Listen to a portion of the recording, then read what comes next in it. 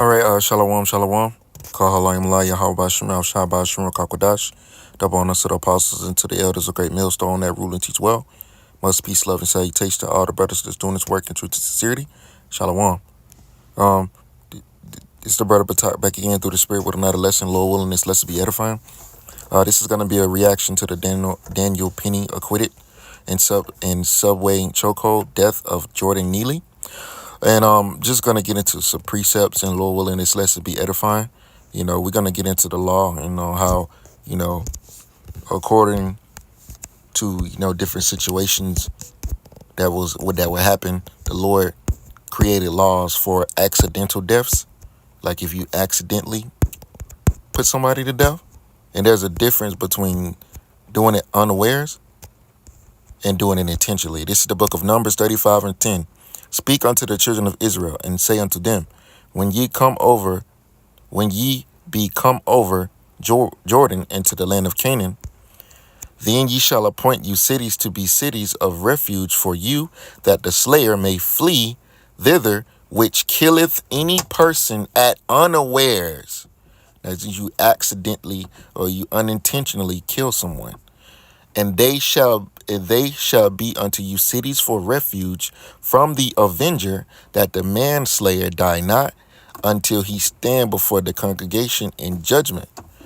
So all throughout this chapter, you have examples of situations the Lord told the children of Israel on what you should do in different situations. These are statutes, laws, statutes, and commandments. So let's jump down to the verse 16, when it goes over the different examples. It says, and if he smite him with an instrument of iron so that he die, he is a murderer. The murderer shall be put to death. Now, it is a very difference between, this situation being an accident, which is clearly no accident.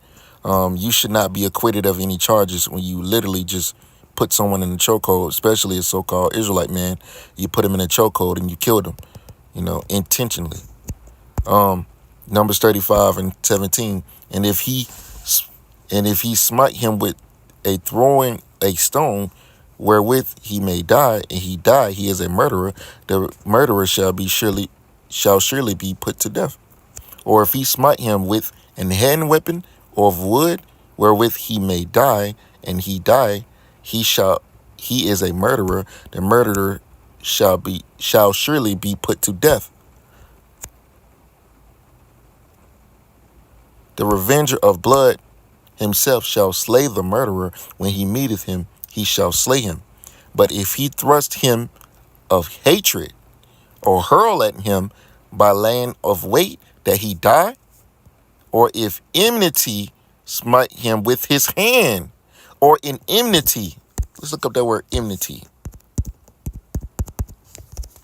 A hostile feeling, rivalry, malice, internal conflict, enmity. So all of those are good definitions. Rivalry, a hostile feeling, hostility. Somebody, not liking you, or they just hate you, They got malice in their heart. Let's look up that word malice. It says a desire to hurt another.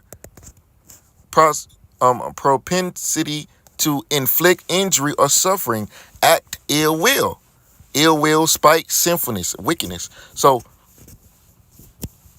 the word for this case that we're talking about, malice, is to desire to hurt another. So you can see clearly from the video, this guy Daniel Penny, was an Edomite. He had malice in his heart to intentionally choke that Jake out, man. We do have breaking news out of New York. Jury. Let me see if I can find the video.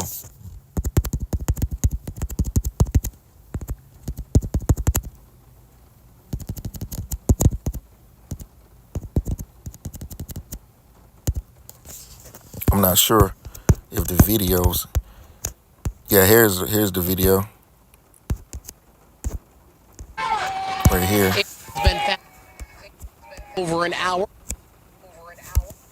See? Look at this. Now, I don't know everything that happened, I'm just catching wind of this situation. But You can clearly see. Let's go read Numbers 35 and 21 again. It says, or in enmity, smite him with his hand that he die. He that smote him shall surely be put to death, for he is a murderer. The revenger of blood shall slay the murderer when he meeteth him. So you can clearly see that he choked him out. And he used his what? What did he use to choke him out? His hands. I'm gonna read the NLT. Numbers 35 and 20 and the 21 in NLT says, so if someone hates another person and pushes him or throws a dangerous object at him and he dies, it is murder. Or if someone hates another person and hits him with a fist and he dies, it is murder.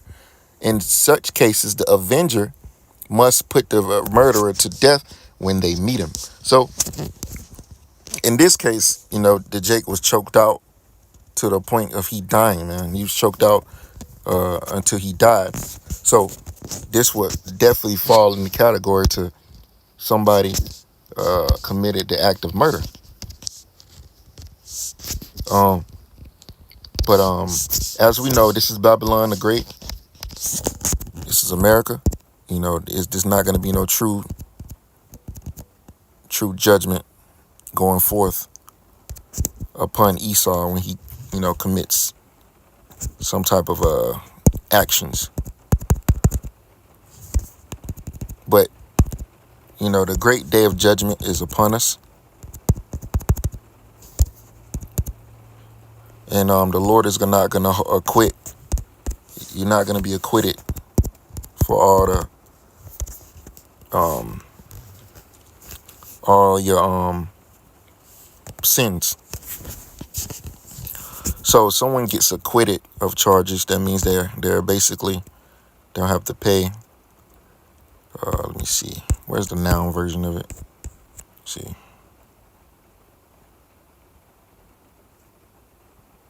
Here it is.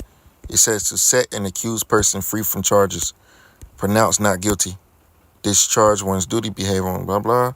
So to pronounce someone not guilty for committing the act of murder, to release or to discharge someone from charges, from an obligation or from an accusation, guilt, censure, or suspicion. So this is the book of Nahum, chapter 1, verse 3.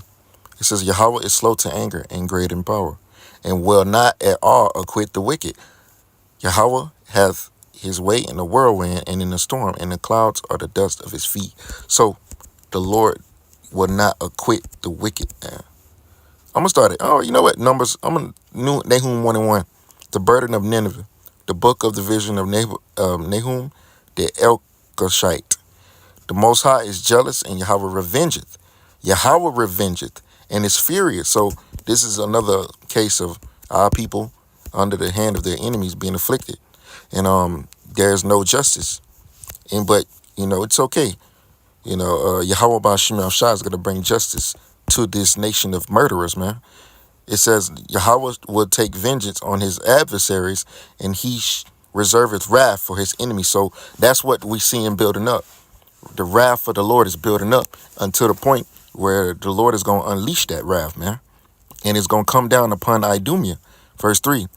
The Lord is slow to anger. So the Lord is slow to anger and great in power, and will not at all acquit the wicked. So you're not going to be released from your charges, man. These sins that you have committed, you have to pay for them. Ain't going to be no way out of it, man. You ain't going to get acquitted out of the charges that the Lord is going to bring against the whole nation of Edom. You're not going to get a get out of jail free card. Yahweh hath his way in the whirlwind and in the storm, and the clouds are the dust of his feet. So this is another example of why we need salvation, why we need Yahweh Ba'Shem Al-Shah to return. I was thinking of a precept, but it kind of slipped my mind. Let me see. That's another precept. Not guilty. Whose possessors slay them and hold themselves not guilty. Zechariah chapter 11, verse 5. It says, I'm going to start at 4. It says, thus said Yahweh, my power feed the flock of the slaughter, whose possessors slay them and hold themselves not guilty. And they that sell them say, Blessed be Yahweh, for I am rich, and their own shepherds pity them not. So our possessors, the people that have, brought us to this end of the world, the slavery, and having afflicted us for, 350 years plus, even before America was established. Well, really, when America was established, going all the way back to the Roman Empire, these are the same nation of people that have been afflicting us for a very long time, But here in America, it's been a period of 350 years that we have been suffering under the hands of our enemies, and we're nearing the end of this suffering. As we can see, it's getting closer and closer to the end when the Heavenly Father is going to judge Esau and for his wickedness. Oh, that's what I was going to get. It came back to me. John 8:44. Is it 8:44? Yeah, it says, ye are of your father the devil, and the lust of your father you would do. He was a murderer from the beginning, because it's what Esau was Cain was the first murderer, which Cain is what? Esau is the reincarnation of Cain. Back in the flesh, if you will.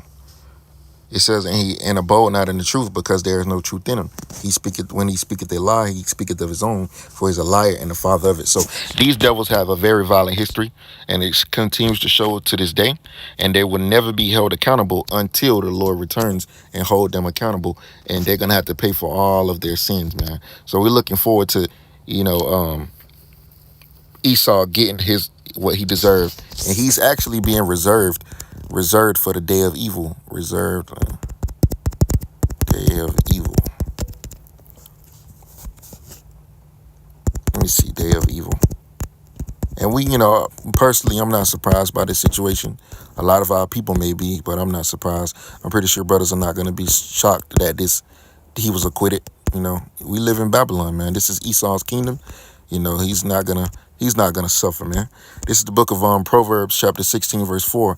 Yahweh made all things for himself, yea, even the wicked for the day of evil. And we also don't have faith in Esau's justice system. We know it's a bunch of bullshit. Real justice is gonna come from Yahweh B'Shem Yahushua in the day of judgment. It says, so the Lord has made all things for himself, even the wicked for the day of evil. So the Lord is reserving these devils. So they're going to continue to build up that tab of wickedness until the Lord is going to rain that judgment upon them. So I just want to do this quick lesson, man. This ain't surprising.